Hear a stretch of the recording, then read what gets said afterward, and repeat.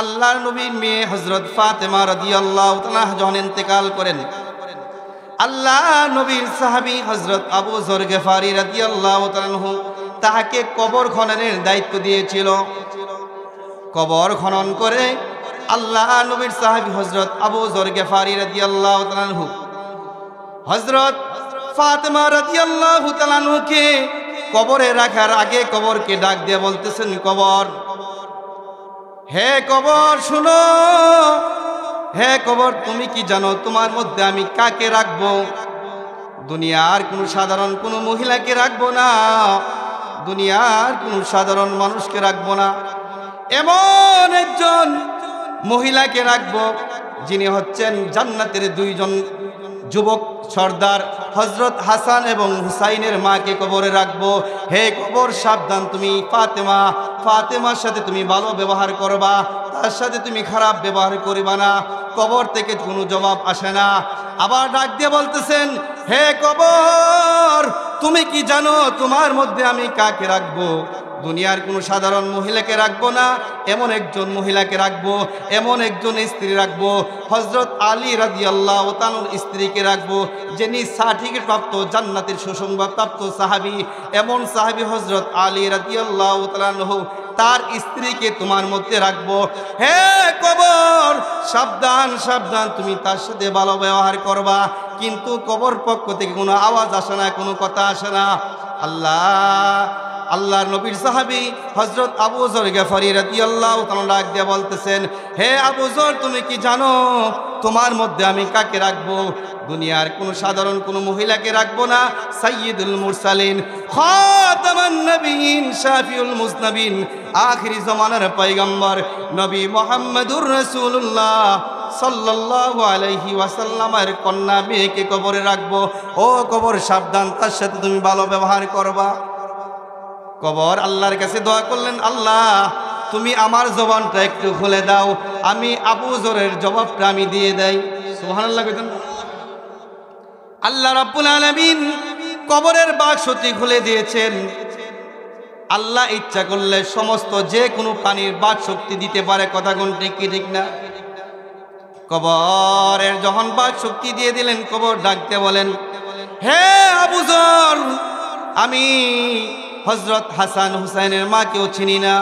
হে আবু যর আমি হযরত আলীর স্ত্রীকেও চিনি না, আমি নবী মুহাম্মদুর রাসূলুল্লাহ সাল্লাল্লাহু আলাইহি ওয়াসাল্লামের কন্যাকেও চিনি না। হে কবর আমি কবর চিনি একমাত্র নেক আমল। আমার কাছে যে নেক আমল নিয়ে আসবে আমি কবর তার সাথে ভালো ব্যবহার করব, আর আমার সাথে আমি কবরের কাছে যে খারাপ আমল নিয়ে আসবে তার সাথে আমি খারাপ ব্যবহার করব। কিন্তু আমি দুনিয়ার কোনো ব্যক্তিকে চিনি না, দুনিয়ার কোনো ধনাঢ্য পরিবারকে চিনি না, দুনিয়ার কোনো মানুষকে চিনি না, আমি চিনি একমাত্র নেক আমল। সুবহানাল্লাহ। আমি আপনাদের সামনে কোরআনে কারীমের 114খানা সূরার 112 নম্বর সূরা আপনাদের সামনে তেলাওয়াত করেছি। বিশ্বনবীর অসংখ্য হাদিস থেকে একটা হাদিস তেলাওয়াত করেছি। এই সূরা এবং হাদিসকে সামনে রেখে আপনাদের সামনে কিছু কথা বলার চেষ্টা করব। মা তৌফিক ইল্লা বিল্লাহ। আমি আপনাদের সামনে যেই সূরাটা তেলাওয়াত করেছি এই সূরার নাম সূরাতুল ইখলাস, যেই সূরাকে আমরা কুল হু আল্লাহ সূরা বলি। আমার জানা মতে এমন কোনো মুসলমান নাই এই সূরাটা পারে না। কথা কোন ঠিক কি ঠিক না? আচ্ছা হাত উঠান তো এখানে যারা এই সূরাটা পারেন। সবাই পারেন? আলহামদুলিল্লাহ, সবাই পারে, ছোট বড় সবাই। তাহলে এই সূরাটা ছোট্ট একটি সূরা। কথা কোন ঠিক কি ঠিক না? কিন্তু এই সূরার মর্যাদা, এই সূরার ফজিলত অনেক বেশি। এই সূরার মর্যাদা আমরা অনেকে জানি না, সূরার ফজিলত অনেকে জানি না। এই সূরা এটা এমন একটা সূরা, প্রথমে আমি এই সূরার শানে নজুল বলতেছি। এই সূরাটা কেন নাজিল হইল? কোরআনে কারীমের প্রত্যেকটা সূরা বিভিন্ন আয়াত কেন নাজিল হইছে এটার প্রেক্ষাপট আছে না নাই? এই সূরাটা নাজিল হওয়ার কারণ কি, কি উদ্দেশ্যে সূরাটা নাজিল হয়েছে? আমার আপনার নবী, বিশ্ব নবী মুহাম্মদুর রাসূলুল্লাহ সাল্লাল্লাহু আলাইহি ওয়াসাল্লাম যখন নবুয়ত প্রাপ্ত হয়েছেন, যখন মানুষের দাঁড়ে দাঁড়ে বারে বারে কাছে কাছে যাইয়া দিনের দাওয়াত দেওয়া শুরু করছেন, এই মুহূর্তে এক আল্লাহর উপর ঈমান আনার জন্য নবী মুহাম্মদুর রাসূলুল্লাহ সাল্লাল্লাহু আলাইহি ওয়াসাল্লামকে নবী বলে বিশ্বাস করার জন্য যখন এই দাওয়াত শুরু করেছেন, বেদিন মুশরিক কাফেররা তারা নবীজির কাছে আসছে। আয়েশা বলতেছেন, হে আব্দুল্লাহর বেটা মুহাম্মদ, তুমি যে আল্লাহর কথা বলো, যে আল্লাহর উপর আমরা ঈমান আনতাম, বিশ্বাস করতাম,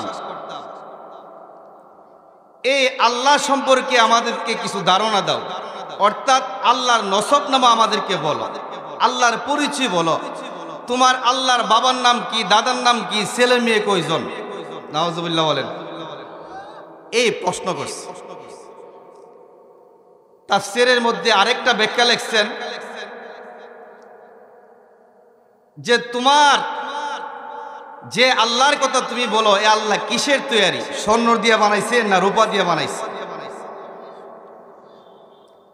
তারা বলতেছে, আমরা যখন মূর্তির পূজা করি, আমরা মূর্তির ফেক দিয়ে বানাই, বানাইয়া নিচে বাঁশ দিয়ে আবার দাঁড়া করি, বিভিন্ন পদার্থ দিয়ে বানাই। কথা কোন ঠিক কি ঠিক না? এরা ভাবতেছে আল্লাহ বুঝি এরকম ভাবে বানানো একজন। নাউজুবিল্লাহ বলেন। এরকম কিছু প্রশ্ন করতেছে। এই প্রশ্নের জবাবে আল্লাহ তাআলা সূরাতুল ইখলাস আল্লাহ তাআলা জিবরাইল আমিনকে দিয়ে নবীজির কাছে পাঠিয়ে দিয়েছেন। সুবহানাল্লাহ। কুল হুয়াল্লাহু আহাদ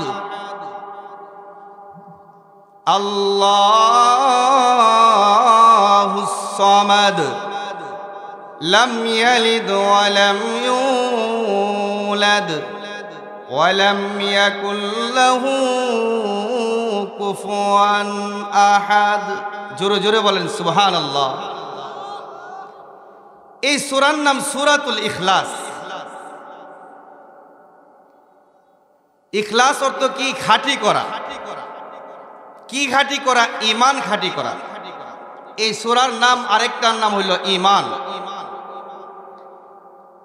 এই আরেকটা এই সূরার নাম হলো সূরাতুত তাওহীদ। এই সূরার মধ্যে আল্লাহর একত্ববাদের পরিচয় আছে। কথা কোন ঠিক কি ঠিক না? আল্লাহর একত্ববাদ, আল্লাহ যে একজন, এটার পরিচয় আল্লাহ তাআলা এই সূরার মধ্যে উল্লেখ করেছেন। সুবহানাল্লাহ। আল্লাহ পাক এই সূরা নাজিল করে কাফেরদের দাঁত ভাঙ্গা জবাব আল্লাহ তাআলা এই সূরার মধ্যে দিয়েছেন। সুবহানাল্লাহ।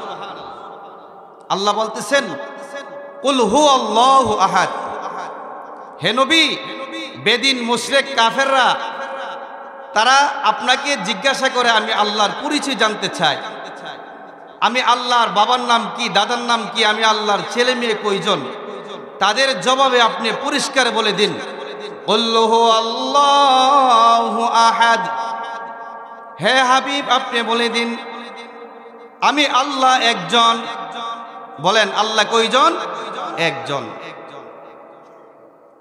আল্লাহ একজন। আল্লাহুস সামাদ। আল্লাহ বলেন, আমি আল্লাহ বেনিয়াজ। আমি আল্লাহ কারো কাছে কোনো কিছু চাইতে হয় না, সবাই আমি আল্লাহর কাছে চাই। আমি আল্লাহ কারো কাছে কোনো কিছু চাইতে হয় না। আল্লাহ বেনিয়াজ। আমরা সবাই কার কাছে চাই? জোরে কোন, কার কাছে চাই? আল্লাহর কাছে চাই। আল্লাহ কারো কাছে চাইতে হয় না, তিনি বেনিয়াজ, বেমুখাপেক্ষী। লাম ইয়ালিদ ওয়া লাম ইউলাদ। আল্লাহ রাব্বুল আলামিন এই সূরা নাজিল করে কাফেরদের বিরুদ্ধে জবাব দিয়েছেন, হে বেদিন মুশরিকেরা, কাফেররা, তোমরা যারা বলো আল্লাহর পরিচয় কি, আল্লাহর বাবার নাম কি, দাদার নাম কি, নসব নামা কি, আল্লাহর ছেলে কয়জন, মেয়ে কয়জন, তোমরা যারা এই পরিচয় জানতে চাও, আমি রব্বুল আলামিন এই আয়াত তোমাদেরকে নাজিল করে আমি আল্লাহ বলে দিয়েছি, লাম ইয়ালিদ ওয়া লাম ইউলাদ, আমি আল্লাহ কাউকে জন্ম দেই নাই, আমি আল্লাহকে কেউ জন্ম দিছে না। সুবহানাল্লাহ। কি বলেন? আল্লাহকে কেউ জন্ম দিছে? আল্লাহর ছেলে মেয়ে আছে? নাই। ওয়ালাম ইয়াকুল লাহু কুফুয়ান আহাদ, আল্লাহ বলেন আমি আল্লাহর সমতুল্য পৃথিবীতে কেউ নাই। আল্লাহর সমতুল্য কেউ আছে? আল্লাহ তাআলা এই সূরা নাজিল করে কাফেরদের যে জবাব ছিল, এই জবাব পরিষ্কার আল্লাহ তাআলা বলে দিয়েছেন। সুবহানাল্লাহ। এই সূরা এটা একত্ববাদের সূরা। এই সূরার এবার আসেন সূরার ফজিলত কি।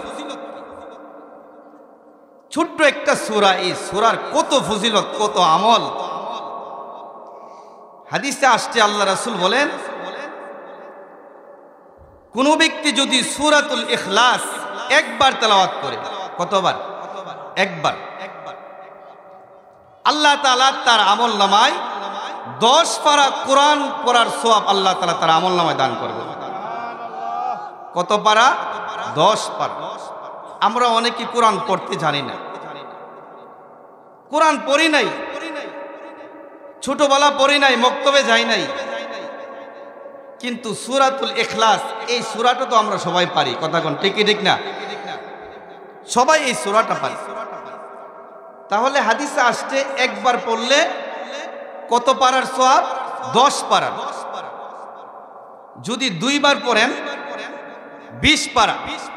3 বার পড়লে আল্লাহ রাসূল বলেন, কোনো ব্যক্তি, কোনো আমার উম্মত যদি সূরাতুল ইখলাস 3 বার তেলাওয়াত করে, আল্লাহ তাআলা তার আমল নামায় পূর্ণ 1 খতমের সওয়াব আল্লাহ তাআলা দান করবেন। 3 বার তেলাওয়াত করতে সময় কতক্ষণ লাগে? 1 ঘন্টা, আধা ঘন্টা, 20 মিনিট, মাত্র 1 মিনিট। কত মিনিট? আপনি 3 বার তেলাওয়াত করতে পারবেন 1 মিনিটে। কুল হু আল্লাহু আহাদ আল্লাহুস সামাদ লাম ইয়ালিদ ওয়া লাম ইউলাদ ওয়া লাম ইয়াকুল লাহু কুফুয়ান আহাদ। মাত্র 20 সেকেন্ড লাগছে। তাহলে 3 বার পড়লে 1 মিনিট। আপনি 1 মিনিট সূরাতুল ইখলাস তেলাওয়াত করছেন 3 বার, আপনার আমলনামায় আসছে পূর্ণ 1 খতমের সওয়াব। আরেকটু আস্তে কোন সুবহানাল্লাহ। সুবহানাল্লাহ কইলে লাভ আসেনি। হাদিস আসছে আল্লাহ রাসূল বলেন, কোন ব্যক্তি যদি সুবহানাল্লাহ তার পবিত্র জবান দিয়া আল্লাহকে পবিত্র বানায় দেয়। সুবহানাল্লাহ শব্দের অর্থ আল্লাহ পবিত্র। আল্লাহ তাআলা বলেন, আমার কোন বান্দা যখন আমাকে পবিত্র বলে, আমাকে সুবহানাল্লাহ বলে, আমি আল্লাহ তাকে পবিত্র বানায় দিই। সুবহানাল্লাহ। এই জন্যে কোরআনে কারীমের আয়াত শুনলে, হাদিসের কথাগুলো শুনলে মাঝে মাঝে সুবহানাল্লাহ, আল্লাহু আকবার এই সমস্ত বাক্যগুলো বলা, এটির দ্বারা লাভ আছে না নাই? আরেক হাদিসে আসছে আল্লাহ রাসূল বলেন, কোন ব্যক্তি যদি সুবহানাল্লাহ একবার বলে, আসমান এবং জমিনের মধ্যবর্তী যে খালি জায়গা আছে আল্লাহ তাআলা নেক দিয়া পরিপূর্ণ করে দেন। সুবহান। তো বলতেছিলাম এই সূরা 3 বার পড়লে পূর্ণ 1 খতমের সওয়াব আল্লাহ তাআলা বান্দার আমলনামায় দান করবেন। সুবহানাল্লাহ।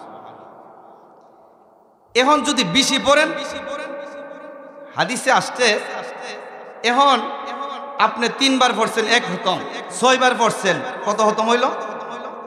6 2 খতম, 9 বার পড়ছেন 3 খতম।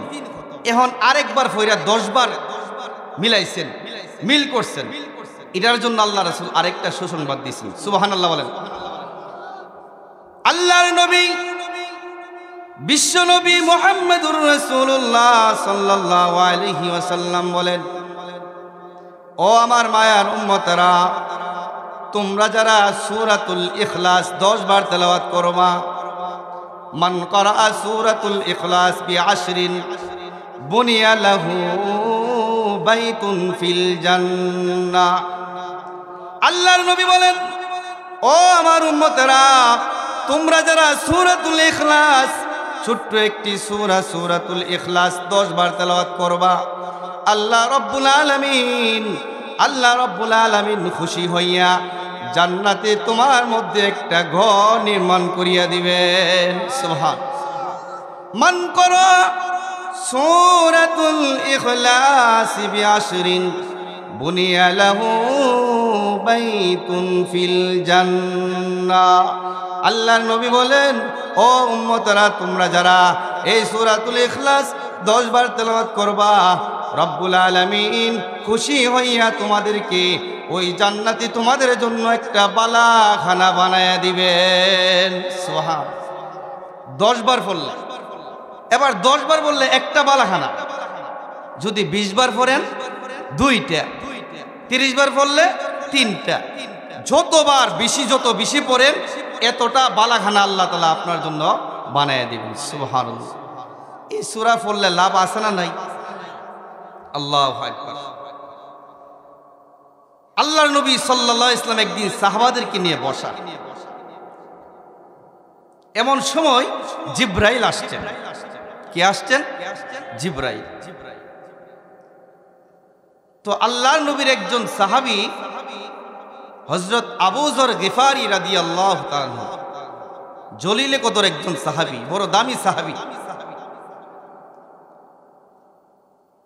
আল্লাহর নবীর সাহাবী হযরত আবু যর গিফারি রাদিয়াল্লাহু তাআলা ওই মজলিসের মধ্যে আসতেছিলেন। নবীজি সাহাবায়ে কিরামদেরকে নিয়ে বসা, জিবরাইল আসছেন। আসার পর এমতো অবস্থায় আবু যর গিফারি এরকম ভাবে চাদর মুড়ি দিয়া চেহারা ডাইকিয়া আল্লাহ নবীর দরবারের দিকে চলে আসতেছেন। দূরের থেকে আল্লাহ নবী সাল্লাল্লাহু আলাইহি ওয়াসাল্লামকে জিবরাইল বলেন, ইয়া রাসূলুল্লাহ, ইয়া হাবিবাল্লাহ, ওই যে আপনার সাহাবী আবু যর আসতেছে, আপনি আবু যরকে চিনেননি? আল্লাহর নবী ডাক দিয়ে বলেন, হ্যাঁ জিবরাইল, আমি আমার সাহাবী আবু যরকে কেন চিনব না? আমার সাহাবী আবু যরকে অবশ্যই আমি চিনি, কিন্তু আপনি জিবরাইল কিভাবে ছিলেন এটার পরিচয়টা আমাকে বলেন। সুবহানাল্লাহ কইতেন না? আমি তো আমার সাহাবীকে চিনি, কিন্তু আপনি জিবরাইল, আপনি তো ফেরেশতাদের সাথে আপনার চলাফেরা, দুনিয়ার কোনো মানুষকে আপনি চিনার কথা না, কিন্তু আবু যরকে আপনি কিভাবে চিনেন? জিবরাইল আমিন ডাক দিয়ে বলেন, ইয়া রাসূলুল্লাহ, ইয়া হাবিবাল্লাহ, ওগো আল্লাহর হাবিব, আমি জিবরাইল শুধু আবু যরকে চিনি না,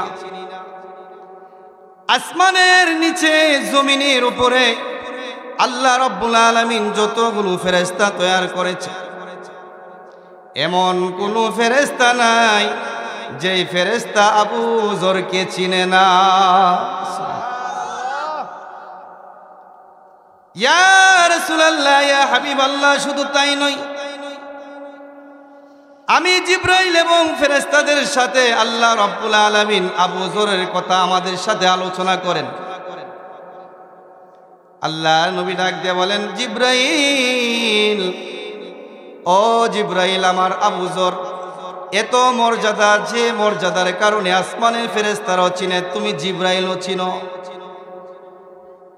হে জিবরাইল, এত সম্মান আবু যরের কি কারণে? আমি জানতে চাই কি আমল আবু যরের মধ্যে আছে।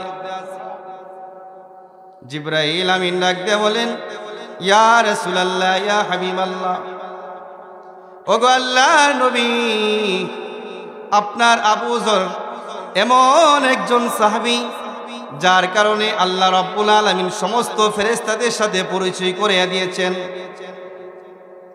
তার মধ্যে এমন 2টা গুণ আছে, এমন 2টা আমল আছে, যে 2টা আমল অন্য কোনো সাহাবীর মধ্যে নাই। আল্লাহর নবী ডাক দিয়ে বলেন, ভাই জিব্রাইল, আমি জানতে চাই কি আমলগুলো আবু যরের মধ্যে।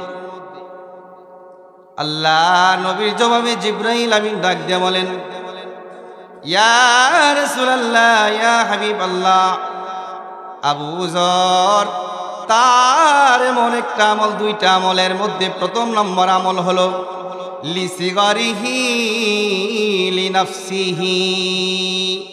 ইয়া রাসূলুল্লাহ, ইয়া হাবিবাল্লাহ, আবু যরের এক নম্বর আমল হচ্ছে লিসিগারিহি লিনাফসিহি।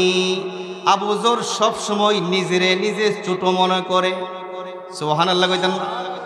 আবু যরের প্রথম নাম্বার গুণ হলো নিজেরে নিজে ছোট মনে করে, সব সময় নিজেরে নিজে ছোট মনে করে। আমি সাধারণ একটা মানুষ, কোনো তার ভিতরে কোনো অহংকার নাই, কোনো হিংসা বিদ্বেষ নাই, অহংকারী করে না, কোনো টাকার অহংকার নয়, ক্ষমতার অহংকারী করে না, চেহারা বডির কোনো অহংকারী করে না, সব সময় নিজেকে নিজে ছোট মনে করে। লিসিগারিহি লিনাফসিহি, এক নাম্বার গুণ, সে সব সময় নিজের ছোট মনে করে।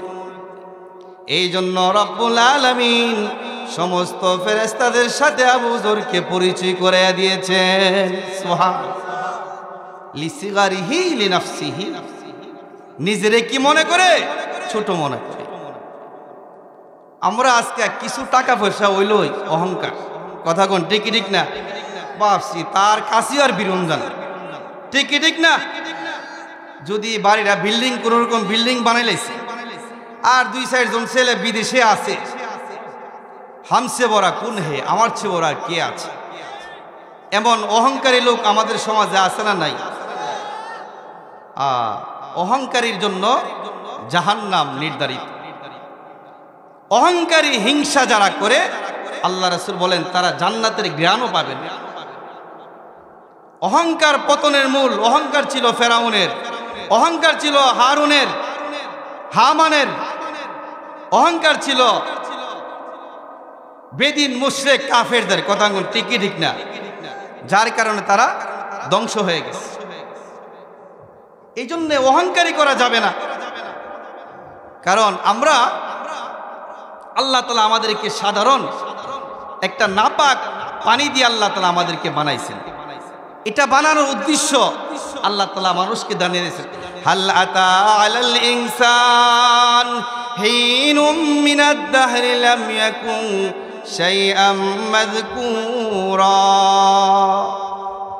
আল্লাহ রাব্বুল আলামিন বলেন, ও দুনিয়ার মানুষ, তোমাদের কি এমন একটা সময় তোমাদের জীবনে অতিবাহিত হয় নাই, যেই সময়টার মধ্যে হাল আতা আলাল ইনসানি হিনুম মিনাদ দাহরি লাম ইয়াকুন শাইআম মাযকুরা। তোমার কি এমন একটা সময় তোমার জীবনে অতিবাহিত হয় নাই, যেই সময়টার মধ্যে তুমি উল্লেখযোগ্য কোনো বস্তুই ছিল না, কোনো কিছুই ছিল না? কথা কোন ঠিক ঠিক না? এক সময় আমাদের কোনো অস্তিত্বই ছিল না। ইন্না খালাকনাল ইনসানা মিন নুতফাতিন আমশাজ। আল্লাহ তাআলা আমাদেরকে সৃষ্টি করছেন একটা নুতফা, নাপাক বীর্য দিয়া, কথা কোন ঠিক ঠিক না? এই জন্য অহংকারী করা যাবে না। যারা অহংকার করে, আল্লাহ রাসূল বলেন তারা কখনো জান্নাতের আশা করতে পারে না। অহংকার এবং হিংসা, লা ইয়াদখুলুল জান্নাতা জাসাদুন লা ইয়াদখুলুল জান্নাতা, কখনো বেহেশতে প্রবেশ করবে না,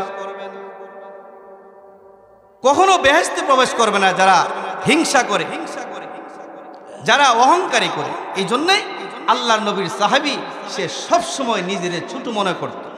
লিসিগারিহি লিনাফসিহি, সব সময় ছোট মনে করত। এই জন্যে আপনিও যদি সব সময় আল্লাহর জন্য নিজের ছোট বানায় দেন, আল্লাহ তাআলা আপনাকে বড় বানায় দিবেন। সুবহানাল্লাহ।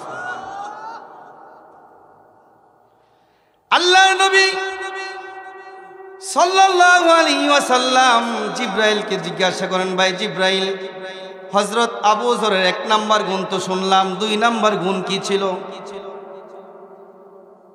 জিব্রাইল আমিন ডাক দিয়ে বলেন, ইয়া রাসূলুল্লাহ, ইয়া হাবিবাল্লাহ, আবু যর গফারীর 2 নাম্বার গুণ ছিল লিকাসরাতি তিলাওয়াতি সূরাতুল ইখলাস। সুবহানাল্লাহ।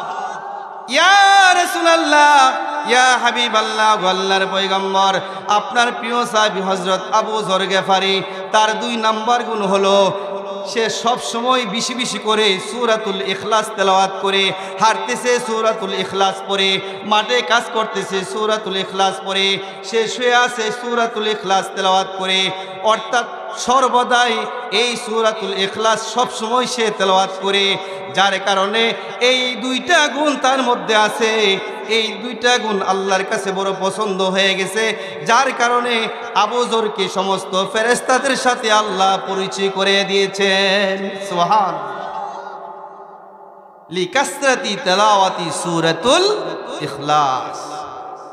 এই সূরাটা ছোট না বড়? একদম ছোট্ট একটি সূরা। আমরা ইচ্ছা করলে এই সূরা 100 বার তেলাওয়াত করতে পারি। কথা কোন ঠিক কি ঠিক না? রাত্রেবেলা ঘুমাইতে চাইলে ঘুম আসে না, আপনি সূরাটা পড়েন, কমপক্ষে 3 বার পড়েন, পূর্ণ একটা খতম নিয়ে ঘুমাইতে পারলেন। এই সূরাটা অনেক বড় ফজিলত একটা সূরা। আবু যর গিফারি এমন একজন সাহাবী ছিলেন যিনি সাধারণ কোনো সাহাবী ছিলেন না। ইসলাম গ্রহণ করার কারণে তাকে বিভিন্নভাবে নির্যাতিত করা হয়েছে। গেফা গোত্রে তার বাড়ি ছিল। যখন শুনছে মক্কাতে মুহাম্মদ নামে একজন নবী দাবি করে, আল্লাহর পক্ষ থেকে নবুয়ত প্রাপ্ত নবী দাবি করে, ওই গেফা গোত্র থেকে আসিয়া আবু যর গিফারি রাদিয়াল্লাহু তাআলা আনহু নবীজির চেহারা দেখা, নবীজির আচার আচরণ শুনিয়া, কথা শুনিয়া, নবীর সৌন্দর্য দেখিয়া নবীর হাতে হাত মিলাইয়া কালিমা পড়ে মুসলমান হয়ে গেছে। তার ইমানি পাওয়ার এত মজবুত ছিল, আল্লাহ নবীর হাতে যখন হাত মিলাইয়া কালিমা পড়ে মুসলমান হয়েছে, আল্লাহ নবী ডাক দিয়ে বলেন, আবু যর, তুমি নতুন মুসলমান হয়েছে, কিন্তু মক্কার অবস্থা বড় ভয়াবহ অবস্থা, এখানে প্রকাশ করা যাবে না।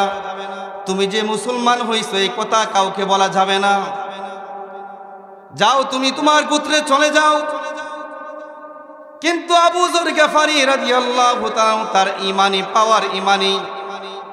পাওয়ার এত মজবুত ছিল, আল্লাহ নবীর হাতে হাত মিলিয়া কালিমা পড়ে মুসলমান হইয়া ওই কাবা শরীফে, হেরাম শরীফের সামনে যাইয়া চিৎকার দিয়া বলতেছিল, আশহাদু আল্লা ইলাহা ইল্লাল্লাহু ওয়া আশহাদু আন্না মুহাম্মাদান আবদুহু ওয়া রাসূলুহু। যখন এই কালিমার আওয়াজ দিয়ে দিয়েছেন, চতুর্দিক দিয়ে কাফেররা আবু যরকে বেষ্টন করে এমন নির্যাতন চালিয়ে দিয়েছেন, আবু যরের ওপরে এমন পাথর নিক্ষেপ আরম্ভ করেছেন, আবু যর রক্তাক্ত হয়ে গেছে, জমিনে বেহুশ হয়ে পড়ে গেছে। এভাবে একদিন 2 দিন নয়, আবার সুস্থ হয়ে জ্ঞান ফিরে আসে।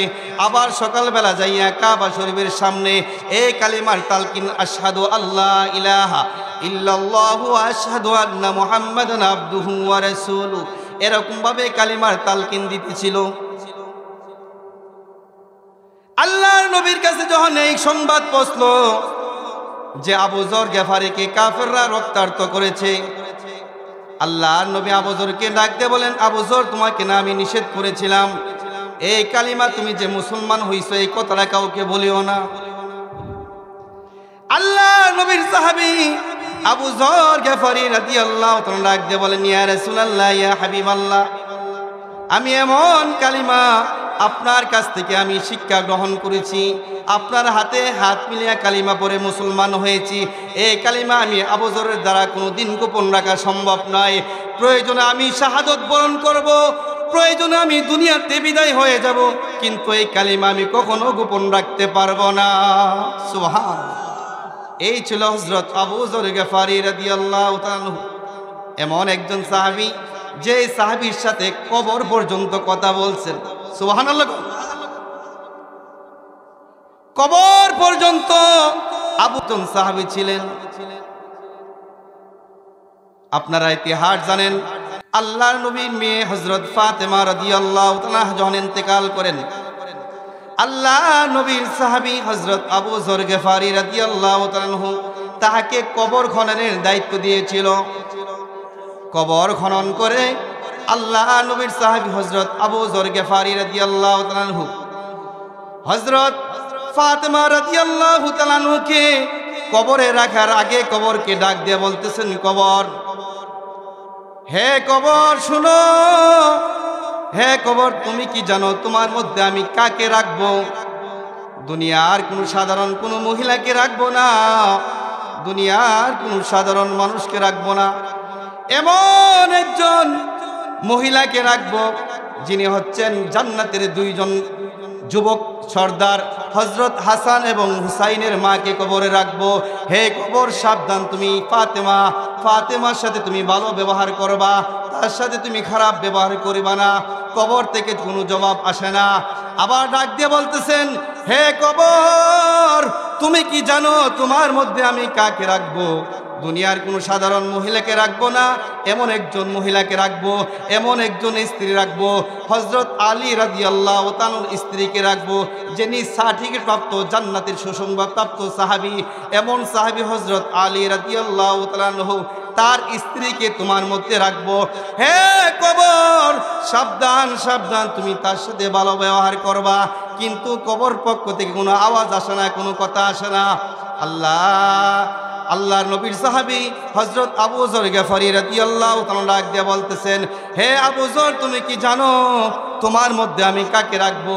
দুনিয়ার কোনো সাধারণ কোনো মহিলাকে রাখবো না, সাইয়্যিদুল মুরসালিন, খাতামান নবিয়্যিন, শাফিউল মুজনাবিন, আখিরি জামানার পয়গম্বর নবী মুহাম্মদুর রাসূলুল্লাহ সাল্লাল্লাহু আলাইহি ওয়াসাল্লামের কন্যা মেয়েকে কবরে রাখবো। ও কবর সাবধান, তার সাথে তুমি ভালো ব্যবহার করবা। কবর আল্লাহর কাছে দোয়া করলেন, আল্লাহ তুমি আমার জবানটা একটু খুলে দাও, আমি আবু যরের জবাবটা আমি দিয়ে দেই। সুবহানাল্লাহ। আল্লাহ রাব্বুল আলামিন কবরের বাক্সটি খুলে দিয়েছেন। আল্লাহ ইচ্ছা করলে সমস্ত যে কোনো প্রাণীর বাক শক্তি দিতে পারে, কথা কোন ঠিক কি ঠিক না?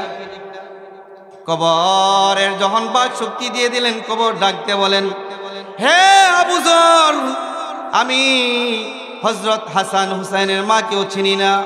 হে আবু যর আমি হযরত আলীর স্ত্রীকেও চিনি না, আমি নবী মুহাম্মদুর রাসূলুল্লাহ সাল্লাল্লাহু আলাইহি ওয়াসাল্লামের কন্যাকেও চিনি না। হে কবর আমি কবর চিনি একমাত্র নেক আমল, আমার কাছে যে নেক আমল নিয়ে আসবে আমি কবর তার সাথে ভালো ব্যবহার করব, আর আমার সাথে আমি কবরের কাছে যে খারাপ আমল নিয়ে আসবে তার সাথে আমি খারাপ ব্যবহার করব। কিন্তু আমি দুনিয়ার কোনো ব্যক্তিকে চিনি না, দুনিয়ার কোনো ধনাঢ্য পরিবারকে চিনি না, দুনিয়ার কোনো মানুষকে চিনি না, আমি চিনি একমাত্র নেক আমল। সুবহানাল্লাহ। কবর একমাত্র কি আসবে? একমাত্র নেক আমল উপকার আসবে। এই জন্য যে বিষয়টা বলতেছিলাম, আল্লাহর নবীর সাহাবী হযরত আবু যর গিফারী রাদিয়াল্লাহু তাআলা আনহু এমন একজন সাহাবী ছিলেন, যেই সাহাবীকে দুনিয়ার কোনো মানুষ কেন, সমস্ত ফেরেশতা পর্যন্ত হযরত আবু যরকে চিনত। সুবহানাল্লাহ। তো বলতেছিলাম সূরাতুল ইখলাস, এটা এমন একটা সূরা, আল্লাহু আকবার, ফজিলতপূর্ণ একটি সূরা। এই সূরাটা আমরা সবাই আমল করব তো ইনশাআল্লাহ। আল্লাহু আকবার। আল্লাহর নবী আরেক হাদিসে বলেন, আল্লাহ নবীর একজন সাহাবী, গ্রাম্য সাহাবী দৌড়ায়া নবীজির কাছে আসছেন। আয়েশা বলতেছেন, ইয়া রাসূলুল্লাহ, ইয়া হাবিবাল্লাহ, সারাদিন আমি কাজকর্ম করি, সারাদিন জমিনে ঘুরে ফিরি, কাজকর্ম করি, কিন্তু আমার ঘরে কোনো বরকত আসে না। সব সময় আমার ঘরে ঋণ থাকে আর ঋণ থাকে, আমার ঘরে কোনো বরকত আসে না। আপনার কাছে আসছি, আমাকে এমন একটা আমলের কথা বলে দিন যে আমল করলে আমার ঘরের মধ্যে বরকত আসবে, আমার রিজিকে বরকত হবে, আমার হায়াতের মধ্যে বরকত হবে। আল্লাহ নবী সাল্লাল্লাহু আলাইহি ইসলাম ওই গ্রাম্য সাহাবীকে দুইটা আমলের কথা বলে দিয়েছেন। সুবহানাল্লাহ বলেন। আল্লাহ নবী বলেন, ও সাহাবী, তুমি যখন সারাদিন বাড়িতে কাজ কইরা যখন তোমার বাড়িতে যাইবা, বাড়িতে যাওয়ার পর ঘরে প্রবেশ করার আগে ঘরের দরজার সামনে দাঁড়াইয়া প্রথমে ঘরে একটা সালাম মারবা, আসসালামু আলাইকুম ওয়া রাহমাতুল্লাহ। এই সালাম আজকে আমরা ভুলে গেছি, কথা কোন ঠিক ঠিক না? হে সাহাবী, তুমি তোমার ঘরের দরজার সামনে যাইয়া একটা সালাম মারবা, আসসালামু আলাইকুম ওয়া রাহমাতুল্লাহ। তোমার 1 নাম্বার আমল হচ্ছে এটা।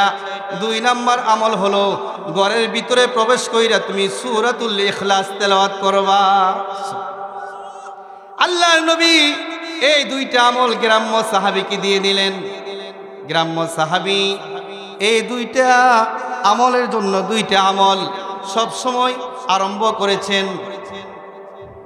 হঠাৎ করে দীর্ঘদিন পর আল্লাহ নবীর সামনে ওই সাহাবী আবার সাক্ষাৎ করলেন।